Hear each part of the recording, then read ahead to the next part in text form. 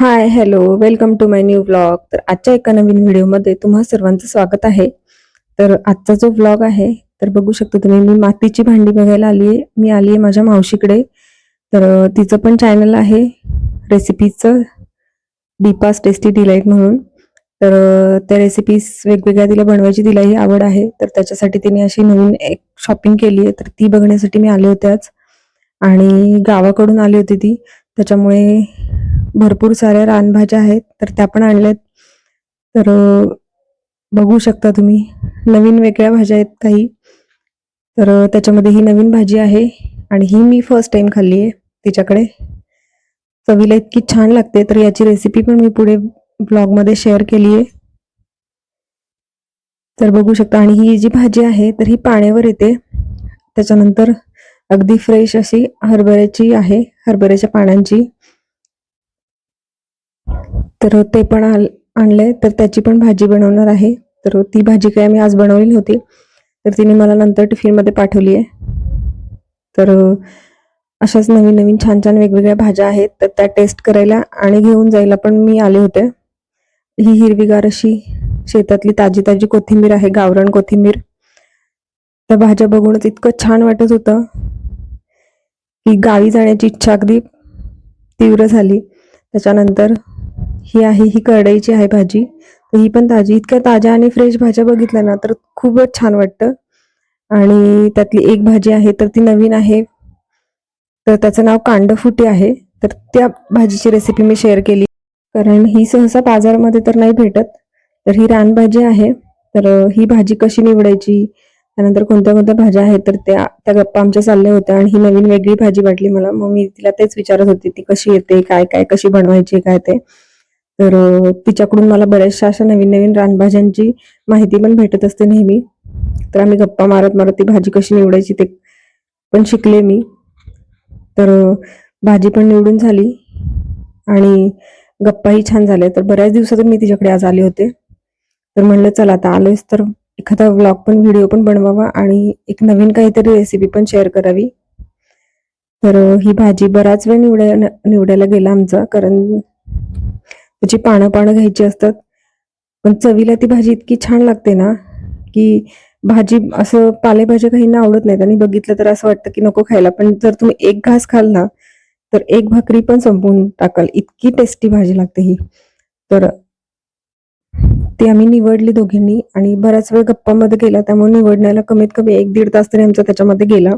त्यानंतर आम्ही पटकन ती भाजी पण बनवली. आणि आजचा दिवस तिलाही सुट्टी होती आणि तीही गावाकडून आली होती आणि माझ्याकडेही टाइम होता, कारण पार्थला सुट्टी होती, त्यामुळे पार्थ गावी गेला होता आणि मीरा स्कूलला होती, त्यामुळे मीराच्या टायमिंगपर्यंत मला वेळ होता, त्यामुळे मी तिकडे गेले होते तिच्याकडे. आणि भाजी आम्ही निवडून घेतली आहे. भरपूर अशी भाजी झाली आहे आणि ती 1-2 पाण्याने स्वच्छ धुवून घ्यायची. ही जी भाजी आहे ही पाण्याच्या ठिकाणी येते, भरपूर जास्त जिथे पाणी असेल तर तिथेच ही भाजी येते, पाण्यावरची भाजी. त्यामुळे पुढे बघू शकता तुम्ही व्हिडिओमध्ये, तर त्याला झाकण न ठेवता आम्ही शिजवली, इतकं त्याला पाणी सुटतं. तर सर्वात आधी स्वच्छ धुवून घेतली आहे आणि मी व्हिडिओ बनवते आणि ती रेसिपी बनवते. तर सर्वात आधी कढई छान गरम करून घेतली आणि तेल थोडंसं जास्त लागतं या भाजीला. तर साधारणतः एक 2-3 चमचे इतकं तेल टाकले. त्यानंतर भरपूर सारा लसूण आहे, जो बारीक चिरून घेतलेला आहे, तो ॲड केला. त्यानंतर हिरवी मिरची आहे, ती पण थोडी जास्त वापरली. थोडीशी चमचमीत भाजी आणि स्पायसी असेल तर टेस्टला पण खूप छान लागते. तर हे सर्वात आधी छान परतून घेतलंय. अर्धा मिनिट आपल्याला हे परतून घ्यायचंय. आणि त्याच्यानंतर कांदा आहे बारीक चिरलेला, तर तो ॲड केलाय. कांदा पण चांगला सॉफ्ट होईपर्यंत आपल्याला परतून घ्यायचा आहे. साधारणतः एक मोठ्या साईजचा कांदा असेल तर तो ॲड करू शकतो, किंवा मी हे 2-3 कांदे आहेत तर ते बारीक साईजचे, तर ते बारीक चिरून घेतलेत. तर बघू शकता तुम्ही, छान असं आपल्याला परतून घ्यायचंय, कांदा अगदी सॉफ्ट होईपर्यंत परतायचा आहे. आणि त्यानंतर ही भाजी आहे तर ती त्याच्यामध्ये ॲड करायची आणि चांगली परतून घ्यायची. सर्व कांदा आणि मिरची ते सर्व जे आहे तर ते छान एकत्र झालं पाहिजे. आणि सर्व भाजी आहे तर ती ॲड करून झाली की त्याच्यानंतर त्यामध्ये चवीपुरतं मीठ टाकायचं आहे आणि सर्व जे मिश्रण आहे तर ते छान असं परतून घ्यायचं आहे, एकत्र करून घ्यायचं आहे. आणि भाजी पण बनवून होतीये तोपर्यंत तिने छान गरमागरम बाजरीची भाकरी बनवायला घेतली आणि मी पण छान अशा गप्पा मारत बसले तिच्यासोबत आणि ऑमलेट पण मी बनवलं. तर तिची भाकरी बनून होईपर्यंत मी ऑमलेट पण बनवलं होतं. तर खूप छान आणि गावाकडून स्पेशल ती आली होती. त्याच्यामुळे आमच्या गावाकडच्याच गप्पा जास्त चालल्या होत्या. तर गावी किती थंडी आहे वगैरे वगैरे अशाच गप्पा काही ना काहीतरी चालू होत्या आमच्या. आणि ती भाकरी बनवते तोपर्यंत मी पण ऑमलेट बनवून घेते. तर खूप छान स्पेंड होतो डे जेव्हा आपण एका छान आणि खास आपल्या मैत्रिणीसोबत गप्पा गोष्टी शेअर करतो त्यावेळेस. आणि अगदी माझ्या लहानपणापासूनच आम्ही दोघी अगदी छान अशा मैत्रिणी आहोत. तर ती कॉलेजला असताना मी शाळेमध्ये होते.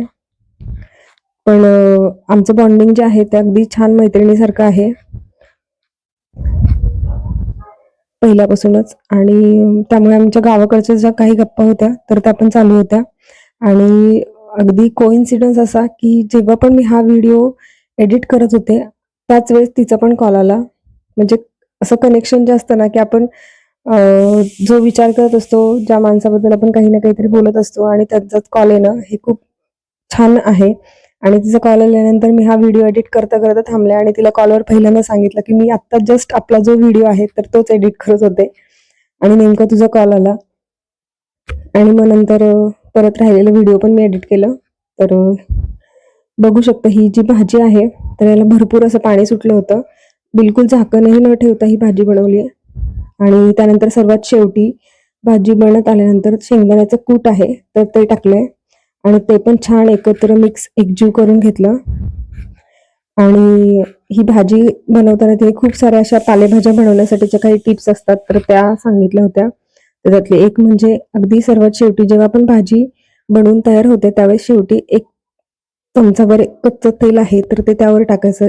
म्हणजे भाजीला चव पण छान येते आणि भाजीही चमचमीत होते. तर बघू शकता तुम्ही गरमागरम अशी बाजरीची भाकरी आणि भाजी, त्याच्याबरोबर तिने आवळ्याची लुंजी बनवली होती तर ती पण दिली होती.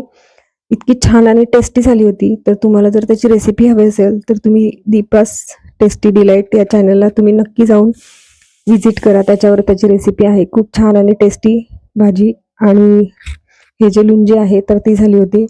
आणि हे तयार झाल्यानंतर आम्ही मस्तपैकी जेवण वगैरे आवरलं. तर असा एक छोटासा व्लॉग होता.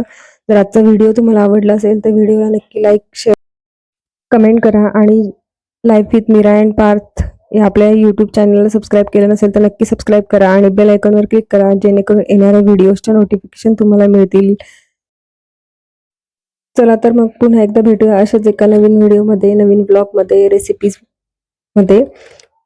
तोपर्यंत stay healthy, stay happy. Thank you so much. Thanks to watching my video. Bye bye.